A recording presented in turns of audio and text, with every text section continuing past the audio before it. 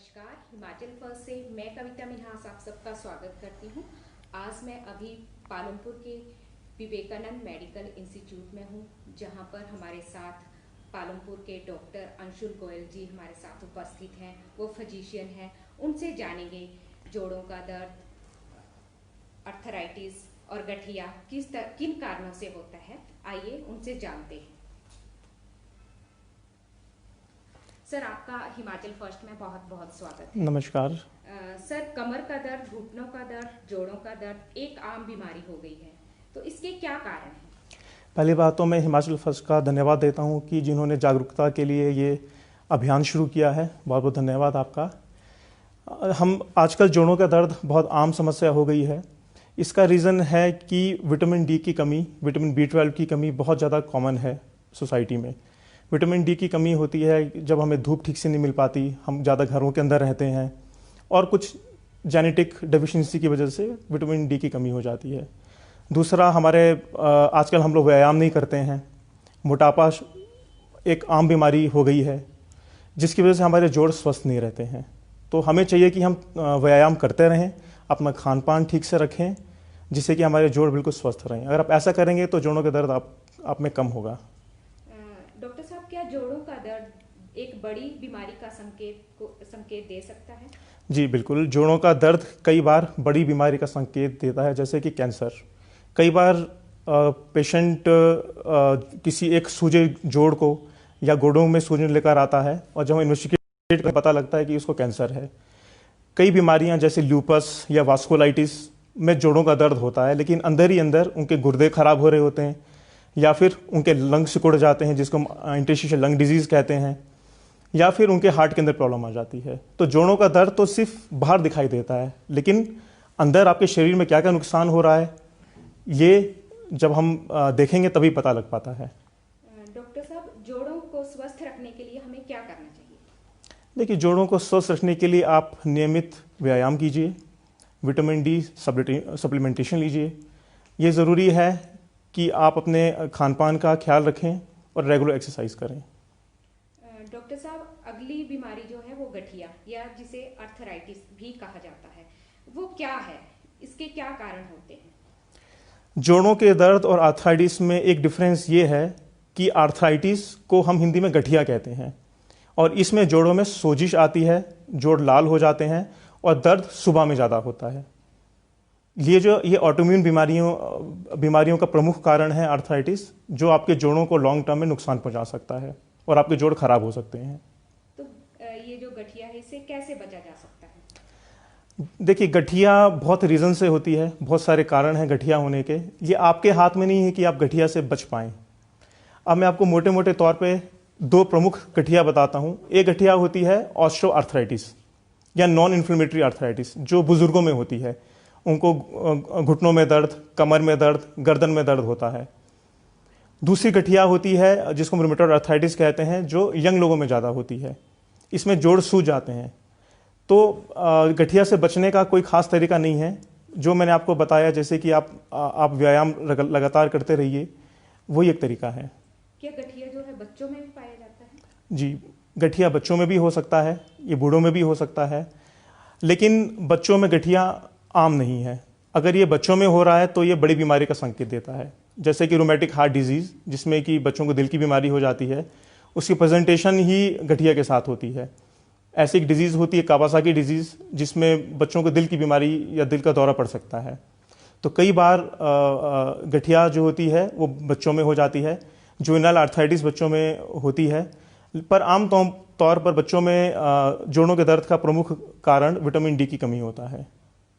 Doctor साहब, गठिया के जो रोगी होती है, उन्हें किस तरह का खाना चाहिए और किस तरह का परहेज करना चाहिए? देखिए, कुछ बीमारियां होती हैं जो खाने पे डिपेंडेंट हैं, जैसे कि शुगर, गाउट या बीपी की बीमारी। इसमें खान पान का प्रमुख रोल है, क्योंकि ये जैसे आप खाएंगे तो आपकी बॉडी की शुगर बढ़ती है, जिसको हम डायबिटीज़ कहते हैं। गठिया जैसे रोग जो होते हैं, ये ऑटोइम्यून बीमारी होती हैं, जिसमें कि आपकी प्रतिरोधक क्षमता आपके जोड़ों के अगेंस्ट हो जाती है, आपके जोड़ों को ख़राब करना शुरू करती है। इसमें खान पान का कोई प्रमुख रोल नहीं है, लेकिन जो लिटरेचर, जो डेटा सामने है, उसके हिसाब से इसमें रेड मीट का परहेज़, स्मोकिंग का परहेज़, ये 2 चीज़ों का परहेज़ करना बहुत ज़्यादा ज़रूरी है। डॉक्टर साहब, शुरुआती में जो गठिया होता है उसके किस तरह के संकेत होते हैं? शुरुआत में गठिया में लोगों को हाथों के जोड़ों में सोजिश आती है, दर्द होता है और अकड़न होती है। इसी तरीके से ये किसी भी जोड़ को प्रभावित कर सकता है। इसके अलावा आपको ये जानना ज़रूरी है कि गठिया के अलावा लोगों के मुंह सूख सकता है, मुंह में सूखापन आएगा, आंखों में आंसू कम बनेंगे, या फिर उनके चेहरे पे इस जगह पर लाल रंग की रैश आ जाएगी, मुंह में छाले पड़ सकते हैं, बाल ज़्यादा झड़ेंगे, या अंदरूनी कोई भी बीमारी है, खून की कमी होना, गुर्दे की बीमारी होना, ये गठिया का संकेत है। गठिया मैं आपको बताना चाहूँगा कि कम से कम 200 तरह की होती है, और यही पता लगाना, इसी का पता लगाना ज़रूरी है कि कौन से तरीके की गठिया है, उसने आपके बॉडी में जोड़ों के अलावा और किस अंग को नुकसान पहुंचाया है, और उसका हमें इलाज कैसे करना है। डॉक्टर साहब, आर्थराइटिस जो है वो ठंड के कारण भी होता है? नहीं, आर्थराइटिस ठंड के कारण नहीं हो सकता। ठंड में हमारी पेन की सेंसिटिविटी बढ़ जाती है, हम पेन से ज़्यादा सेंसिटिव हो जाते हैं। तो ठंड में देखा जाता है कि अगर आप थोड़ा सा भी, अगर आपको कहीं पे चोट लगती है तो आपको दर्द ज़्यादा होता है उसमें, तो हमें पेन ज़्यादा महसूस होता है। इसके अलावा हम घर के अंदर बंधे रहते हैं, हम ज़्यादा बाहर नहीं निकलते, तो उसकी वजह से हमारा ध्यान दर्द पे रहता है ज़्यादा, हम दिन रात दर्द को देखते रहते हैं। इसके अलावा धूप में धूप कम हो जाती है तो विटामिन डी की कमी हो जाती है उससे। तो इन सब रीज़न से दर्द बढ़ता है। लेकिन गठिया दर्द में बढ़ जाए, सर्दी में बढ़ जाए, या सर्दी से गठिया हो जाए, ऐसा नहीं होता। डॉक्टर साहब, हमारे एक व्यूअर हैं, वो जानना चाहते हैं कि शोल्डर में दर्द होने के क्या कारण हो सकते हैं? शोल्डर में दर्द होने के बहुत रीज़न होते हैं, ये एज पे डिपेंड करता है। अगर यंग एज में शोल्डर में दर्द हो रहा है तो ये किसी भी तरह की गठिया का संकेत देता है। अगर उनकी उम्र ज़्यादा है, तो जैसे शुगर के पेशेंट होते हैं जो 50-60 साल के होते हैं, तो उसमें एक फ्रोजन शोल्डर नाम की एक बीमारी होती है, जिसमें कि आपका जो कंधा है वो फ्रीज हो जाता है। ये शुगर के मरीजों में ज़्यादा कॉमनली पाया जाता है।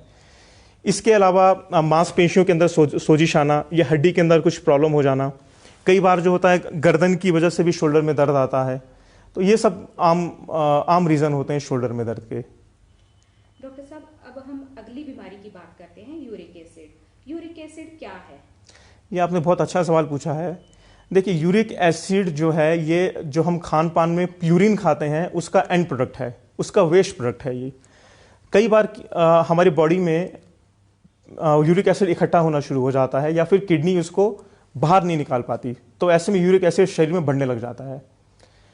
लेकिन इससे दर्द होना ये आम नहीं है। यूरिक एसिड से आम तौर पे दर्द नहीं होता है। यूरिक एसिड से गाउट नाम की बीमारी होती है, गाउट नाम की एक आर्थराइटिस होती है। कॉमनली मैं ये देखता हूँ कि किसी भी दर्द को, किसी भी जोड़ के दर्द को यूरिक एसिड पे इल्ज़ाम लगा दिया जाता है कि यूरिक एसिड की वजह से हुआ है। यूरिक एसिड से जो गाउट होता है उसमें कोई भी एक जोड़ सूज जाता है, लाल हो जाता है अचानक, रातों रात, उसको हम गाउट कहते हैं। ऐसे में अगर हम वहाँ से पानी निकाल के टेस्ट करेंगे तो हमें वहाँ पे यूरिक एसिड के क्रिस्टल्स दिखाई देंगे। यूरिक एसिड से आम तौर पर पेन नहीं होता, किसी भी जोड़ में छोटा मोटा पेन नहीं होता। तो ये आपके लिए बहुत जानना ज़रूरी है कि यूरिक एसिड का मतलब ये नहीं है कि आपको बॉडी में दर्द हो जाएगा। इससे जो गठिया होती है, गाउट, वो आम बीमारी नहीं है।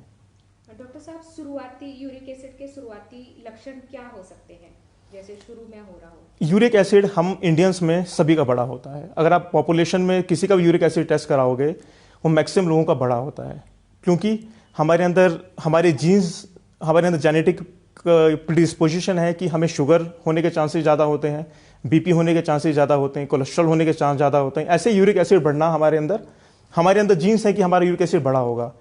लेकिन यूरिक एसिड से बीमारी होनी चाहिए जो आमतौर पर नहीं होती है।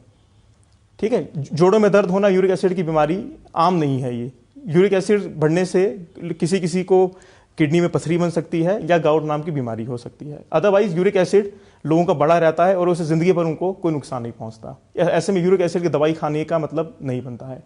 यूरिक एसिड की दवाई तभी खानी होती है अगर यूरिक एसिड हमारे शरीर में कोई नुकसान पहुंचा रहा है, क्योंकि यूरिक एसिड की दवाई के अपने नुकसान होते हैं। तो इसका इलाज कैसे किया जा सकता है?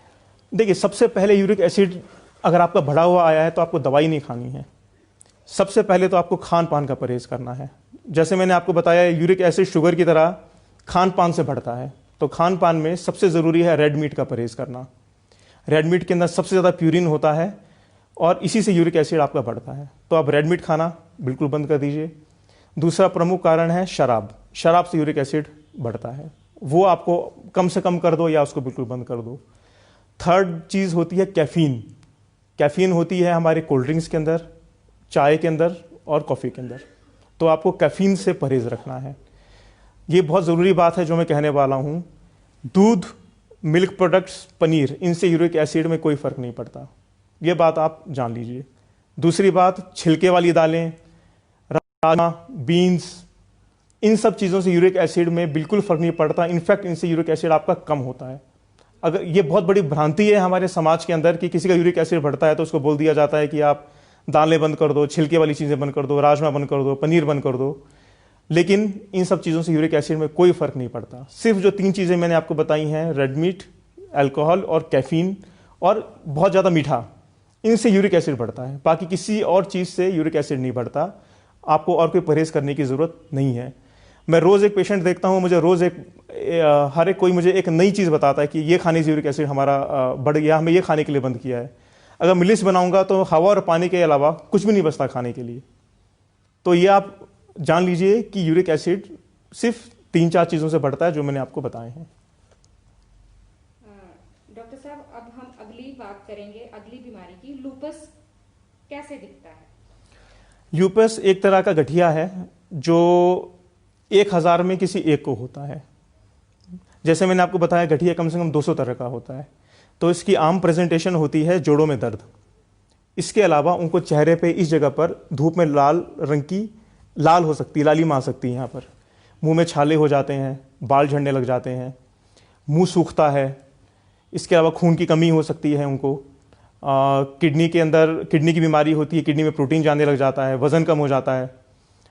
और इसके अलावा उनको पेट में दर्द हो सकता है, छाती में पानी भर सकता है, पेट में पानी भर जाता है। इसका नाम होता है सिस्टेमिक ल्यूपस इरिथेमेटोसिस। सिस्टेमिक का मतलब होता है पूरा शरीर। ये बीमारी आपको सर से लेकर पांव तक आपके शरीर को नुकसान पहुंचा सकती है। आपके बाल झड़ सकते हैं और आपकी उंगलियां नीली पड़ सकती हैं, आपकी उंगलियां काली हो सकती हैं और गिरने लग सकती हैं। ये दुनिया की सबसे खतरनाक बीमारियों में शामिल है।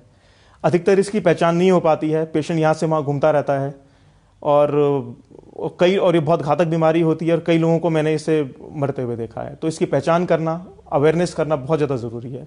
मैं चाहता हूँ कि ल्यूपस, वास्कुलाइटिस जैसी बीमारियों की अवेयरनेस बढ़े, जिससे कि ये टाइमली डिटेक्ट हो जाए और उनका इलाज हो जाए। नहीं तो ये आपके अंगों को नुकसान पहुँचा सकती है। ये डॉक्टर साहब, हमारे साथ एक व्यूअर हैं, वो कह रहे हैं कि मेरी मम्मी को बीपी, थायराइड, डायबिटीज़ है और अर्थराइटिस, इसमें क्या कर सकते हैं? वो किस तरह की मेडिसिन ले सकते हैं? देखिए, जैसे मैंने बताया, आर्थराइटिस 200 तरीके का होता है। अभी आपने आर्थराइटिस का मतलब होता है जोड़ों में दर्द और सोजिश। अब वो कौन से तरीके का आर्थराइटिस है, पहले तो हमें इसका पता लगाना ज़रूरी है, क्योंकि हर आर्थराइटिस अलग होता है और हर आर्थराइटिस का इलाज अलग होता है।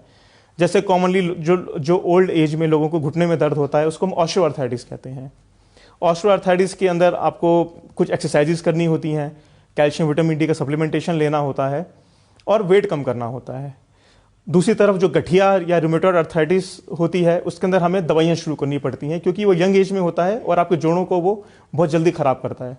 जोड़ों के साथ साथ वो आपके अंदरूनी अंगों को भी नुकसान पहुंचाता है। एक आर्थराइटिस होती है एंकिलोजिंग स्पॉन्डिलाइटिस, जो आपके कमर की रीढ़ की हड्डी की गठिया होती है, जिसमें कमर में दर्द होता है सुबह के टाइम पर और वो आपके बाकी अंगों को भी नुकसान पहुंचाता है। तो इस तरीके से आपको आर्थराइटिस एक ब्रॉड टर्म है, बहुत कॉमन टर्म है। जैसे फीवर, कोई बोले मुझे बुखार है, तो हमें पता लगाना है कि बुखार टीबी की वजह से है, टाइफाइड की वजह से है, मलेरिया है, डेंगू है, क्या है। ऐसे आर्थराइटिस है। आर्थराइटिस एक सिम्टम है, लेकिन हमें ये पता लगाना है कि उसकी वजह क्या है। डॉक्टर साहब, गठिया और आर्थराइटिस में क्या अंतर है? गठिया आर्थराइटिस का हिंदी में अनुवाद है, इतना ही फर्क है। लेकिन जैसे मैंने बताया, आर्थराइटिस 200 तरह की होती है, लेकिन उन 200 बीमारियों का हिंदी में कोई अनुवाद या ट्रांसलेशन नहीं है।